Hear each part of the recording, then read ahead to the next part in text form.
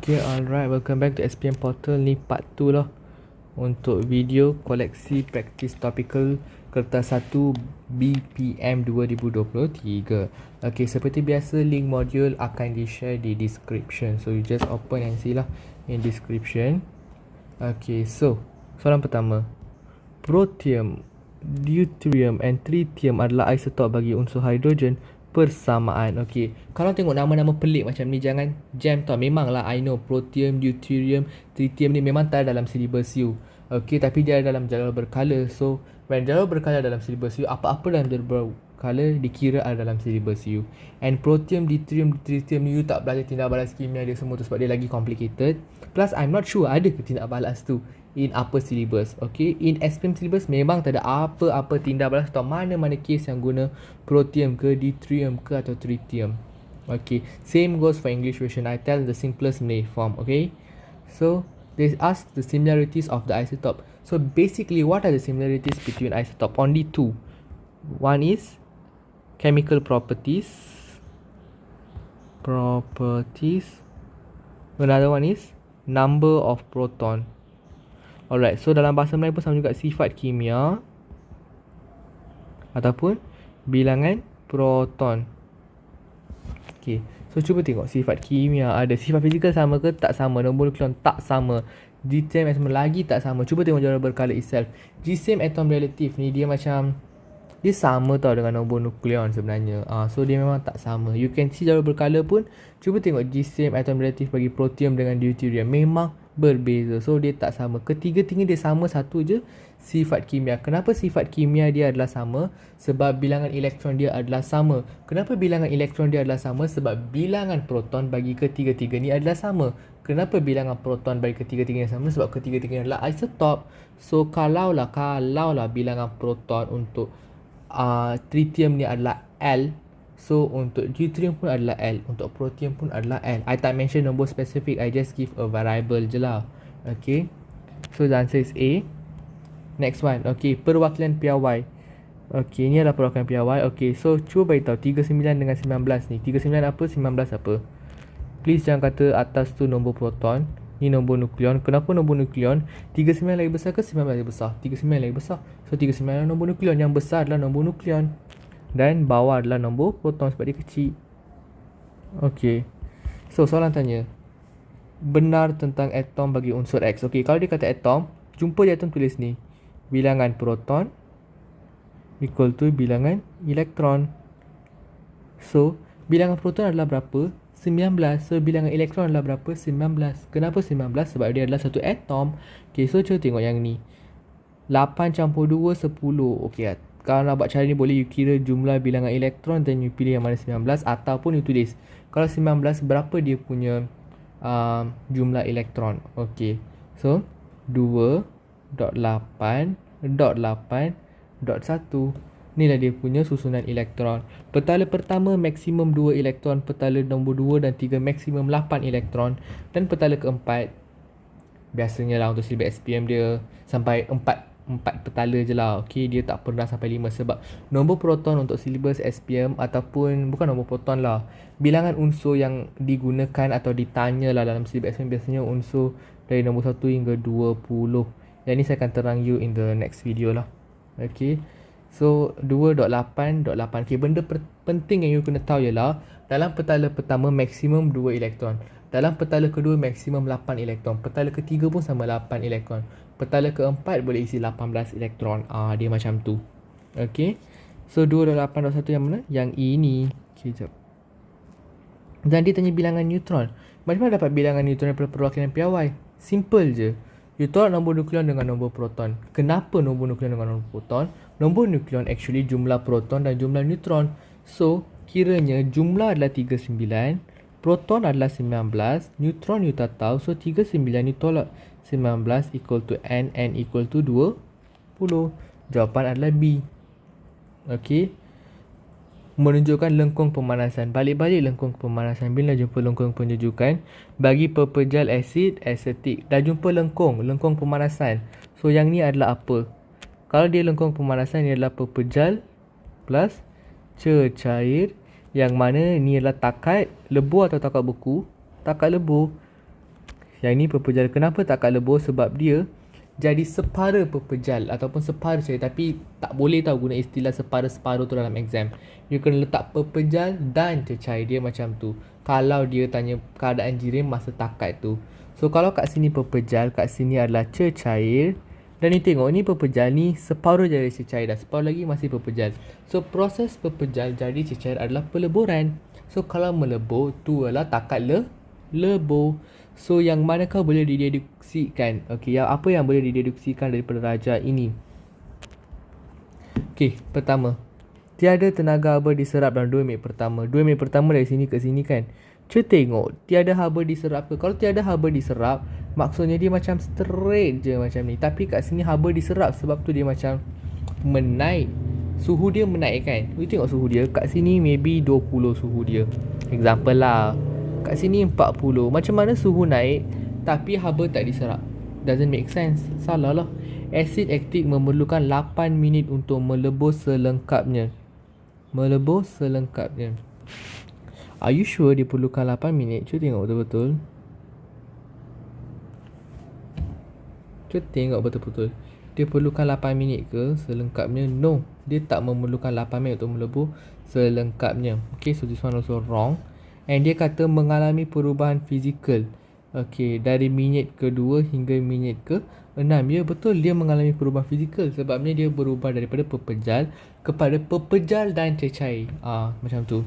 Dia daya tarikan zarah-zarah aktif dia semakin kuat.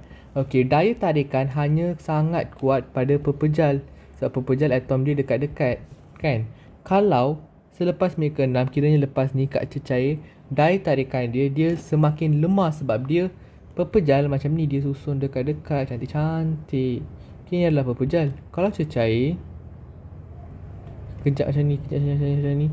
So daya tarikan dia, awak nampak ada jarak kan? So daya tarikan dia adalah lemah lah. Dia tak tarik bagi dia duduk sebelah. So daya tarikan adalah lemah. So dia obviously salah. So jawapan dia adalah C. Okay, antara berikut bahan manakah yang merupakan satu unsur? Unsur sahaja dia tanya. Okay, air ialah molekul. Okay, and then etanol pun molekul juga. Naftalina molekul juga. Okay, you kena tengok persamaan apa ni kata, bukan persamaan kimia, simbol kimia dia. Ni H2O. Yang ni etanol ni dia kumpulan alkohol kan. So dia ada formula dia CHN2N plus 1OH. Ni nanti you akan belajar in form 5. So basically kalau dia tanya apa formula kimia bagi etanol, etanol dia punya formula kimia adalah C2H5OH. So ni formula kimia dia. And naftalina pun dah didahkan dalam buku teks. Saya lupa. Okay, so dia pun molekul juga. So when semua molekul dia tanya unsur. Unsur ialah yang mana ada satu huruf besar sahaja. Okay, dia satu unsur. Dia just an element. Okay. Okay, bukan satu huruf besar saja. Dia just an element. Okay. Satu je dia. Ada satu atom je. Yang ni lah ada satu atom je. Kenapa? Sebab dia ada satu huruf besar je. Tu konsep dia. So 14 adalah B. Okay, 15. Keadaan fizik bahan P pada suhu 100. Okay. Takat lebur 78. Takat didih 245. So takat lebur maksudnya point where dia mula mengalami perubahan fizikal. Okey, takat lebur sama juga dia mengalami fizikal. Fizikal macam mana? Kalau lebur dia mula bertukar dari pepejal tu cecair. Kalau didih dia mula bertukar daripada cecair tu gas. Kira cecair tu, okay, kalau you lukis lah. Sebab ni you boleh agar dah ni adalah lengkung pemanasan sebab ada takat lebur kan. Macam ni, macam ni, macam ni kan takat lengkung pemanasan. So kalau 100 ni, kalau kat sini 78 and takat didih, kiranya cecair bertukar ke gas kat sini lah. Alright, so this one lah the answer. The answer maksudnya dia macam kat tengah. Okay, tapi takat didih ni sekejap, confusing sikit. Takat didih ni, okay, so ini pepejal campur cecair, ini cecair campur gas, ini adalah gas. Kalau takat didih, dia dari proses cecair menjadi gas. Kat sini takat didih dia. And dia kata pada 100 darjah Celsius. Sinilah jawapan dia adalah cecair. Sebabnya kat sini dia tak mengalami perubahan fizikal apa-apa. Dia just stay jadi. So dia mengalami perubahan fizikal dari pepejal plus cecair. Okay, tapi when dia tengok pada suhu 100 darjah Celsius, dia dah obtain suhu tu, kiranya dia adalah cecair. Okay, cecair yang suhu dia 100 darjah Celsius. Another one thing lah. Okay, next question number 16. Okay, ni sama macam soalan pertama tadi yang awal-awal kita buat tu. Okay, struktur atom. 12 adalah nombor nukleon. 6 adalah nombor proton. Okay, so berapakah bilangan proton? Bilangan proton adalah 6. Okay, betul lah. 6. Okay, berapakah bilangan neutron? Adakah 12? Tidak, 6. So, salah. Kenapa? Sebab nombor nukleon 12. So, kalau nombor nukleon 12, nombor proton 6, kiranya bilangan proton pun 6 lah. Okay, kan saya dah ajar dia macam mana nak kira tu. So, jawapan dia B atau D lah. Okay. So, berapakah susunan elektron dia? Okay, disebabkan nombor proton adalah 6 dan dia adalah atom. So, 2.4 lah susunan elektron dia. Saya tengok memang 2.4. Ni 2.4. Ni 1, 2. Ini bukan 2.4. 1, 2, 3, 4, 5, 6, 7, 8. 2.8.2. So, ni obviously salah. Memang 2.4 yang ni lah. Okay. And like satu dia tanya struktur atom. Dan struktur atom, you perlu label proton berapa, neutron berapa. Sebab tu kat sini label. Alright. Okay. Question 1 SBP 2022. Neon. Neon adalah unsur kumpulan 18. So, atom. Okay. Antara berikut atom manakah digunakan untuk mengesan? Dari tadi soalan ni mengada-ngada. Mengesan kebocoran pipe bawah tanah natrium 24. Okay. M dan N merupakan dua unsur yang berbeza. Antara berikut tentang manakah betul tentang atom-atom unsur tersebut? Dia adalah dua unsur yang berbeza. Dia bukan isotop lah kiranya. So, adakah peluang untuk bilangan elektron dia sama adalah logik? Tak logik sebab bilangan proton pun tak sama kalau dia bukan unsur yang sama. So, out lah. Bilangan proton yang berbeza. Okey, betul, boleh diterima. Bilangan M dan berubah ketika pembentukan ion. Adakah masa pembentukan ion ada kesan pada bilangan neutron? Tak ada. Masa bilangan neutron ni tak kisahlah unsur tu dia dalam dia atom ke ion ke, dia bilangan bilangan neutron tu dia kekal je. Dia hanya masa pembentukan ion akan berlaku perubahan pada bilangan elektron. Tu je, bilangan proton pun kekal. Kalau masa atom bilangan proton dia 80, masa ion pun bilangan proton dia 80 juga. Just dia punya nombor bilangan elektron je akan berubah. Bilangan proton pun sama juga, dia akan kekal. Kalau masa atom 180, masa ion pun 180 juga. Tapi sangat tak logik lah nombor-nombor macam tu. Saya just dia tiba-tiba come to my mind, that's why I just tell. Alright. Nombor nukleon bagi atom N, okay, adalah jumlah bilangan. Okay, tengok statement pun dah salah. Nombor nukleon, jumlah bilangan proton dan elektron dalam nukleus masing-masing. Okay, musing-musing tu abaikanlah dia typo. Okay, adakah nombor nukleon, okay, bilangan proton betul, tapi adakah dia bilangan elektron? Tidak, dia neutron sebenarnya. Tu pun dah salah. Lagi satu, sejak bila elektron dalam nukleus? Adakah elektron dalam nukleus? Ni kan, kalau you lukis rajaswan elektron, elektron kat mana?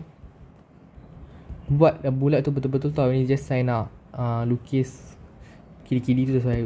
Tak apalah, buat betul sikit.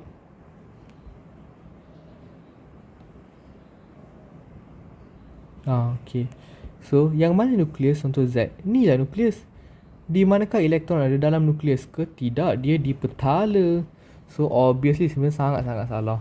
So, jawapan betul adalah B. Okay. Last question. Mendapati ais kering. Okay, sekejap. Mendapati ais in the ice cream box changes into fumes. Okay, apa berjadi? Maksudnya, ais kering ni dia dalam pepejal. Dia change to wasap. Kira dia jadi gas terus lah. So, pepejal jadi gas adalah pemejal wapan. Pengendapan salah. Sebab pengendapan gas kepada pepejal. So, kalau pemejal wapan, apa dia punya perubahan tenaga? Tenaga haba diserap lah. Sebab dia besar jadi kecil.